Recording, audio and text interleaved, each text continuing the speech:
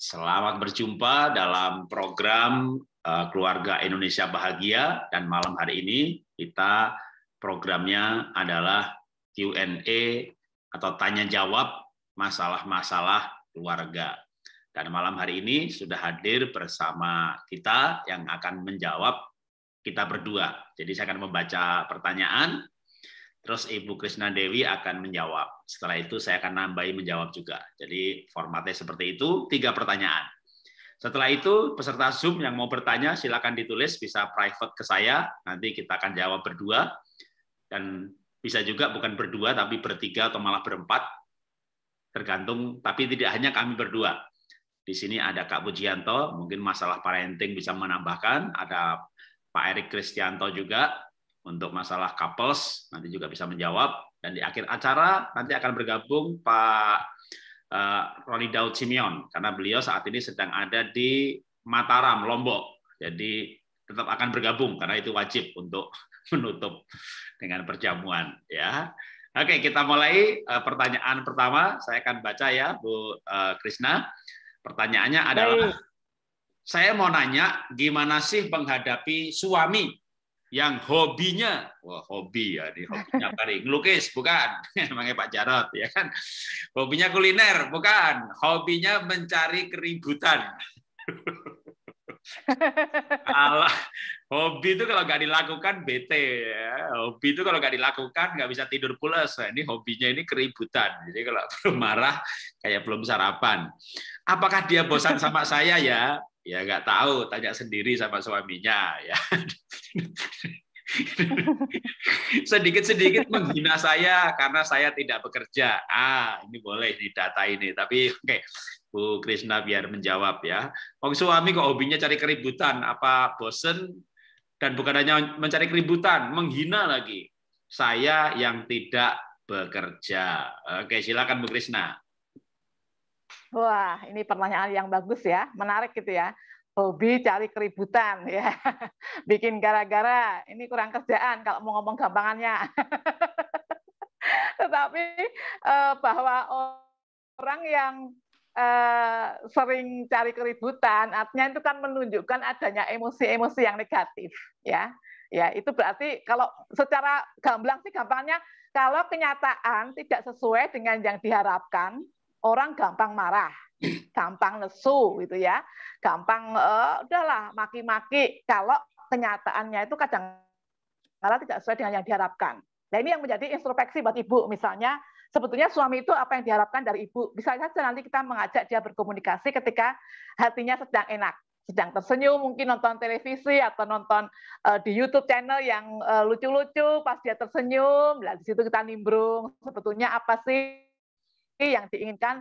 Kok seringkali kadang-kadang marah gitu ya, saya sedih loh, pakai I miss it, bahasa saya sedih kadang-kala kalau misalnya kalau papa seperti ini, saya merasa nggak berguna loh sebagai istri kalau papa mengucapkan ini. Tadi kan ucapannya meremehkan, dikatakan ya, menghina, berarti udah harkat diri kita sebagai wanita sudah tercabik-cabik. Ini misalnya ya, kita ngomong ketika situasinya pas enak. Tadi kan Pak Jarod tanyakan, ya tanya coba ke suaminya apakah memang dia bosan, misalnya itu ya. Kan kita nggak tahu semuanya ini. Tetapi saya mau katakan, ketika orang memang hobinya ribut, itu selain memang emosi negatif yang muncul oleh karena mungkin pengaruh pohon keluarganya juga banyak dulu negatifnya. Dia dididik oleh orang tua yang modelnya juga kayak gitu. Yang suka marah-marah, cari keributan, udahlah pokoknya kalau ada dia ribut aja. Kalau nggak ada dia anteng, tenang rumah itu. Asal dia udah pulang, di rumah kok malah horeg. Ya, itu sudah jadi misalnya bawaan kebiasaan. Maaf kata, apakah sejak sebelum menikah juga sering seperti itu? Sering nyalain kita, sering maki-maki kita, menghina kita. Kadang-kala lah kamu itu misalnya badan nggak pernah kurus, gendut, wanita itu kan paling cantik kalau langsing, misalnya menghina kita dalam hal itu misalnya. Apakah itu sudah ada sejak dulu pacaran? Ini yang perlu diperhatikan. Kalau memang dulu sejak pacaran pun sudah sering tanda kutip menghina kita, lah kenapa baru sekarang kita protes? Kok nah, mau? Itu yang kok mau ya? Kalau saya dari awal sudah saya eliminasi. sudah menghina saya dari awal, saya eliminasi. Nah, makanya harus jadi pemikiran juga. Ini hobi mencari keributan tuh beberapa tahun belakangan ini, pas pandemi ini saja, atau memang sudah dari dulu sejak kita awal-awal berjumpa. Ya, kalau memang ini sudah apa ya, kalau Pak Jarod ngomong DNA-nya atau natur dorongan alamiahnya gitu ya, memang seperti itu sudah mengkarakter, sudah habit. Ya, memang kita harus sabar, harus lebih banyak terbuka, ngomong bahasa I message tadi yang saya katakan, ya sebetulnya apa sih yang Papa inginkan, gitu ya. Saya mesti gimana coba? Kemarin kalimatnya ngomong seperti ini, Papa, Mama itu sakit loh, maksudnya tersinggung loh, ya, Bu, jangan ngomong seperti itu. Ini kalau waktunya pas baik, kita bisa ngomong dari hati ke hati, karena situasi kondisi itu sangat menentukan untuk berhasil tidaknya kita berkomunikasi, termasuk juga skill gaya kita berkomunikasi. Tetapi yang tak kalah pentingnya adalah pahami kebutuhan utama pasangan Anda. Jangan-jangan kebutuhan emosional yang betul-betul dia butuhkan, kebutuhan dasarnya tidak terpenuhi. Misalnya kalau kebutuhan dasarnya pria itu kan memang dihormati, kemudian ya dilayani secara seksualnya. Jangan-jangan kita bolong-bolong ini di situnya, nggak pernah menghormati, nggak pernah memuji, kehidupan keintiman seksual juga jarang kita lakukan. Jadi suami jengkel sendiri. Jengkel sendiri akibatnya ya uring-uringan dengan diri sendiri, yang menjadi korban orang terdekat. Jadi banyak faktor sebetulnya. Kok uring-uringan itu pertama dipikirkan sejak kapan? Apakah kita sebagai wanita, sebagai istri sudah memenuhi kebutuhan utamanya? Ya, sekali lagi, pria paling suka dihormati dan dilayani secara seksualnya. Ya, kalau itu nggak dipenuhi, ya pasti uring-uringan. Ya. Tanya Pak Jarod nanti. Pasti pusing 7 keliling. Nah, ini yang menjadi introspeksi buat kita ya. Nah, kemudian ya kalau bahasa cinta ada pelukan, sentuhan, kalau capek tak pijitin ya Pak, capek mau tindakan melayaninya, dia pulang juga mau air putih anget atau mau teh tawar anget. Apa pengen apa, apakah kita melakukan hal-hal seperti itu. Kemudian kita sendiri juga bawaannya itu bawaan yang memang penuh kasih ya menghangatkan, ada keintiman gitu loh. Karena kalau kita sendiri senyum juga susah. Kemarin saya ada mimpin seminar di suatu gereja gitu ya di Bintaro juga. Jadi sampai Ibu gembalanya mengatakan, waduh saya kena nih, saya ini orang yang jarang senyum, sekarang ditegur Bu Kisna, senyum itu tidak memakai tenaga yang banyak, tidak membuang waktu yang banyak, tinggal kling gitu ya, kemudian senyum itu juga tidak pakai biaya, tapi nek sampai susah, ya keintiman, aura, cinta kasih dalam keluarga juga akan susah, termasuk ketika kita dengan orang lain. Ya, kalau ada senyuman itu membuat kita maunya dekat, mau berelasi, mau ngerti lebih dalam lagi. Ya ini melebar kemana-mana, tapi poinnya, apakah itu karena pohon keluarga, dia dibentuk oleh keluarga yang seperti itu, ayahnya juga marah-marah terus, atau ketakutan nanti istrinya mendominasi, dia marah-marah terus, ini harus dicek.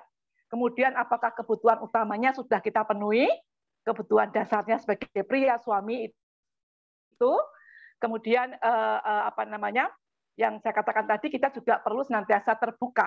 Coba tanya kepada suami, pinginnya apa dengan bahasa I message, bukan menyalahkan, bukan menyudutkan, tapi aku tuh pinginnya seperti ini. Aku sedih kalau papa itu ngomong seperti ini. Kemarin sempat seperti ini, tapi dengan waktu, dengan timing, kondisi, dan gaya komunikasi yang memang bersahabat dan enak gitu ya, itu akan mempengaruhi keberhasilan kita berbicara dan memahami apa yang menjadi kerinduan suami. Jangan baper, Bu. Jangan mungkin merasa bahwa apakah sudah nggak cinta sama saya. Gitu ya. jangan ke situ juga dulu gitu ya. Kalau dia masih menghargai anak-anak juga gitu ya. Mungkin dia juga pusing dengan pekerjaannya yang tidak terlontarkan ke kita, jengkel dengan dirinya sendiri, itu bisa juga kita menjadi korbannya. Nah, tolong pahami beberapa hal yang saya ungkapkan ini, semoga bisa membantu. Yang akan lebih membantu lagi ya Pak Jarod, silakan Pak.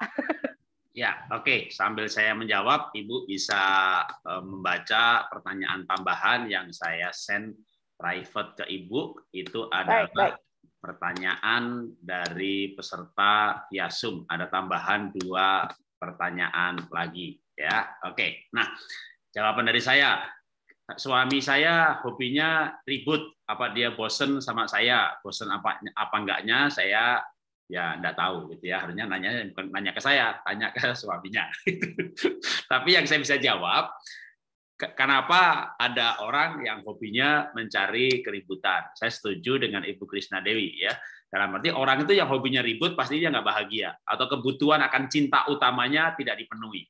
Tinggal kalau bisa diketahui bahasa cinta utamanya apa maka dipenuhi. Tapi yang pasti namanya laki-laki setuju lagi. Saya cuma mau pertajam aja. Kebutuhan utama adalah dihormati ya selain 5 bahasa cinta. Jadi dihormati ini tidak ada dalam bahasa cinta karena memang ini kebutuhan utama. Ya, bahasa cinta kan kata-kata dorongan atau pujian, pengabdian, tindakan melayani, ya, pemberian, keintiman biologis, sama kebersamaan yang berkualitas. Nah, kasih tanpa syarat, diterima apa adanya, dihormati, ini nggak ada di 5 bahasa cinta. Tapi ini adalah bahasa cinta utama atau kebutuhan, bukan bahasa cinta tapi kebutuhan utama. Kebutuhan dasar utama laki-laki adalah dihormati dan seks. Nah, saya justru akan dalamin yang seks ini, gitu ya. Kalau yang dihormati, disayang, mungkin banyak dikhotbahkan. Jadi malah saya ngambil yang vulgar, nggak rohani banget gitu ya. Kayaknya jawabannya nggak rohani gitu. Tapi ini realitas. Jadi saya sering banget saya mengatakan, laki-laki itu suka marah karena kurang jatah. Tapi kalau ditanya pasti dia nggak mau ngaku karena hal itu gitu ya. Pak, kamu sering marah karena nggak saya servis ya, seksnya kurang ya. Dia pasti nggak akan ngaku. Kalau ngaku kan merasa kayak nggak rohani gitu, kayak kok kedagingan banget gitu. Tapi saya mau kasih tahu, saya ini laki-laki. Percaya saya deh kalau saya laki-laki ya. Saya sendiri itu kalau jatahnya kurang, gitu ya, rasanya gimana gitu ya. Tapi Pak Jarod kan orangnya ketawa terus. Nah itu dia. Karena saya jatahnya cukup. Gimana mau marah gitu ya? Marah itu butuh hormon namanya kortisol. Sedangkan kalau seks itu waktu terangsang hormonnya dopamin. Waktu bercinta oksitosin. Karena dilayani merasakan kasih sayang melatonin. Ini berbeda dengan endorfin hormon gembira atau sukacita gitu ya. Atau dopamin. Dopamin udah waktu terangsang. Dopamin, oksitosin, melatonin. Ini 3 hormon yang kekuatannya, ini hormon positif, akan menghilangkan dalam tubuh hormon kortisol yang memicu orang punya cenderung perilaku marah. Jadi perilaku, kalau kita belajar mengenai ilmu perilaku, tentu kalau psikolog ya bisa didorong oleh temperamen dasar. Tapi ternyata perilaku itu yang ngedrive banyak.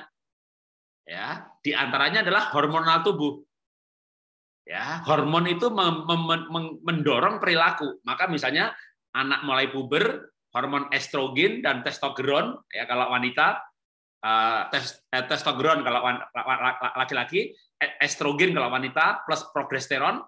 Begitu hormon seksualnya banyak, dia makin genit, mulai berperilaku dandan, tertarik lawan jenis. Jadi perilaku didorong oleh hormon. Nah, ketika orang marah ya itu didorong oleh hormon yang namanya kortisol yang mulai diproduksi ketika rasa nggak nyaman, dihina, diremehkan, nggak dihargai, kurang cinta, itu mulai diproduksi. Tapi hebatnya dunia ini, terang melawan gelap, alkali mengalahkan asam atau membentuk basa. Gelap nggak usah ditengking, matahari terbit, gelapnya hilang sendiri. Jadi ketika tubuh memproduksi hormon cinta, maka kortisolnya nggak ada. Itulah kenapa laki-laki yang jatahnya banyak atau gampangnya begini, laki-laki yang sedang terangsang itu tidak bisa marah kecuali otaknya konslet. Hanya orang gila yang bisa marah sambil terangsang. Jadi kalau bapaknya marah gitu, ibu segera pakai daster yang merangsang, naik ke ranjang posisi menantang. itu bapak marahnya hilang. Tapi ilmu ini nggak bisa dibalik ya, nasihat ini nggak bisa dibalik gitu ya. Istrinya marah-marah, terus bapak pakai cawet. Nongkrong di ranjang, dilempar sendal loh, monyet balik ke hutan. Jadi wanita tidak bisa yang lagi marah-marah, lalu bapak pakai cawet. Wanita itu marah-marah karena kurang saldo gitu ya, kurang cinta kasih, kurang penerimaan. Tapi kalau bapak itu sering marah karena jatahnya kurang. Jadi maka menurut saya, jadi inilah susahnya. Gimana mau melayani suami kalau dimarahi terus? Nah, inilah susahnya. Kalau bisa istri itu memisahkan ya, seks bukan sebagai alat hukuman. Karena kamu males, tak hukum tidak dilayani seks. Karena duitmu kurang, saya tidak layani seks. Nah, ini mengaitkan seks dengan sebuah hukuman. Itu adalah kesalahan fatal. Saya nggak tahu didikan dari mana, tapi saya mau ajarkan harusnya tidak. Seks adalah bagian dari pernikahan, selain karena hasrat, passion, dan juga cinta kasih, Alkitab juga menulis itu kewajiban. Maka ada ayatnya, hai istri, penuhi kewajiban sebagai istri, hai suami sebaliknya, gitu ya. Jadi istri tidak boleh menggunakan seks sebagai alat hukuman. Nah, itulah bagian sulitnya. Gimana Pak wong saya dihina, dimarahi, mau melayani? Itulah bagian sulitnya. Tapi kalau itu bisa, nanti percaya saya, suami di tubuhnya nggak ada kortisol. Gimana mau marah? Karena marah itu butuh drive, ya, butuh dorongan. Yang mendorong memang bisa keadaan. Nggak punya duit, dihina gitu ya. Kortisolnya muncul, lalu dia marah. Tapi kalau orang yang penuh cinta kasih, dopaminnya banyak, melatoninnya banyak, cinta kasih Tuhan lagi, waduh, itu dihina nggak produksi kortisol.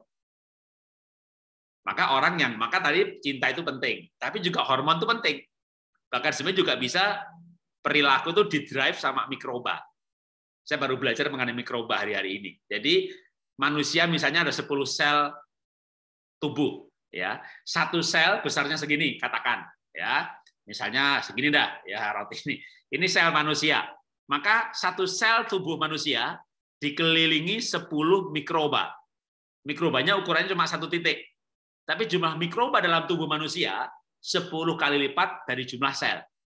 Nah, waktu anak masih kecil, bayi sampai remaja, mikroba baiknya lebih banyak. Makin tua, mikroba jahatnya makin banyak.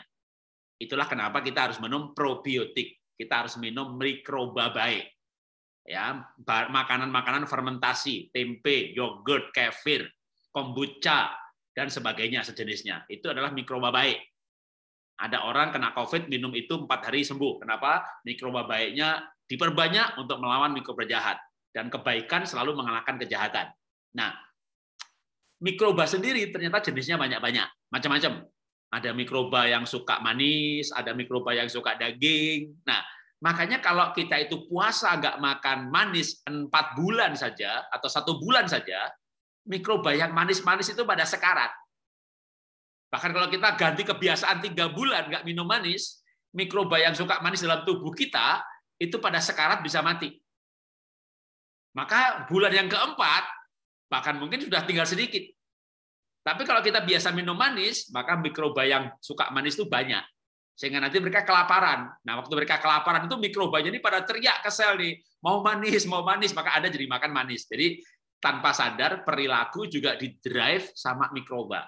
Kalau bahasa karismatiknya ini roh jahat. Ternyata ada bahasa ilmiahnya mikroba. Dalam tubuh kita ini ada peperangan mikroba jahat dan mikroba baik. Kalau nggak ada mikroba jahatnya, kita nggak akan pernah sakit, bahkan mungkin nggak akan tua-tua gitu ya. Tapi nggak bisa dilawan. Makin tua, mikroba baiknya makin sedikit. Nah, ini contoh saja bahwa sambil selingan sedikit ilmu ya, bahwa dalam hidup ini kebaikan itu mengalahkan kejahatan. Nah, itu berlaku dalam segala hal. Ya, termasuk mikroba, termasuk hormon. Nah, hormon yang baik itu dikeluarkan oleh tubuh in-house production. Kita nggak usah terapi hormon atau makan hormon. Gembira produksi endorfin, cinta kasih produksi melatonin, rasa aman serotonin. Ya. Kasih sayang suami istri oksitosin, terasa dopamin. Ini masih yang positif membuat tubuh kita alkali. Takut sitokin. Makanya orang yang takut badai sitokin, imunnya drop, mati dia. Ya. Kecewa kepahitan, epinefrin. Marah, kortisol. Ini 3 hormon utama yang jelek. Supaya ininya hilang, misalnya epinefrin, kepahitan, dilawan dengan pengampunan. Ternyata mengampuni itu dahsyat sekali kuasa kesembuhannya, Karena secara ilmiah bisa diterangkan. Waktu mengampuni, akhirnya ada rasa damai sejahtera yang mengalir. Nah, serotoninnya banyak. Ya, epinefrinnya hilang. Karena kalau ada epinefrin, Bapak Ibu makan minum mecin, pewarna makanan, itu semuanya karsinogenik, memicu minum kista kanker. Tapi kalau tubuh Bapak Ibu ini penuh cinta kasih, hormonnya cinta kasih banyak, maka makan makanan yang mengandung racun akan dikeluarkan lewat, maaf, BAB, kencing, keringat. Namanya sistem sekresi. Nah, itu juga demikian juga dengan perasaan. Ternyata sama. Mau dunia roh, dunia perasaan, dunia hormon, dunia mikroba, kebaikan mengalahkan kejahatan. Nah, sekarang kalau suami ribut terus banyak kortisolnya. Gimana cara merubah suami nggak banyak kortisolnya? Bikin dia terangsang. Kalau dia terangsang nggak bisa marah. Hanya orang gila yang bisa marah sambil terangsang. Ya kan? Yang berikutnya lagi, bikin suami yang ribut suka marah-marah, gitu ya. Dilayani, dicintai supaya ada kasih sayang. Yang ketiga, orang ribut itu butuh partner. Ya kan? Pak, suami saya hobinya ribut. Ribut sama siapa? Sendirian Pak di kamar. Oh ya gila dia. Orang gila dia di kamar ribut. Dia ribut sama saya, Pak. Nah, kenapa dilayani? Orang ribut itu butuh partner. Kalau dia marah, kita diem nih. Jangan dibantah, jangan dilawan. Dia berhenti, kehilangan peluru. Marah dibales, tambah ngeyel. Ya dia pelurunya makin banyak. Pelurunya dia itu membantah apa bantahnya ibu. Jadi kalau ada suami tukang ribut, itu saya maafkan ya Bu ya, gitu ya. Lah punya partner ya. Jadi maafkan Bu ya, Ibu jangan jadi partner keributan ya. Jadi kalau suaminya tukang ribut itu pulang gitu, wah setannya mulai, setannya pulang. Kalau gitu setannya tak ubah jadi baik, wah kasih makan kesukaannya dia. Ya kalau ayatnya itu balaslah kejahatan dengan kebaikan gitu ya. Kejahatan dibalas kejahatan, wah tambah jahat, setannya tambah banyak gitu ya. Mikroba jahat dilawannya harus pakai mikroba baik. Jadi itu dunia ini banyak yang paralel, kebenaran itu paralel. Jadi orang ribut itu pasti butuh teman. Kalau pertanyaannya Pak, suami saya itu di kamar ribut sendirian, oh gampang itu solusinya, bawa ke grogol, sana ada rumah sakit jiwa gitu ya. Ributin sama saya Pak, ulah berarti punya teman ribut gitu ya, jangan jadi teman ribut gitu ya. Oke, terima kasih. Tuhan memberkati.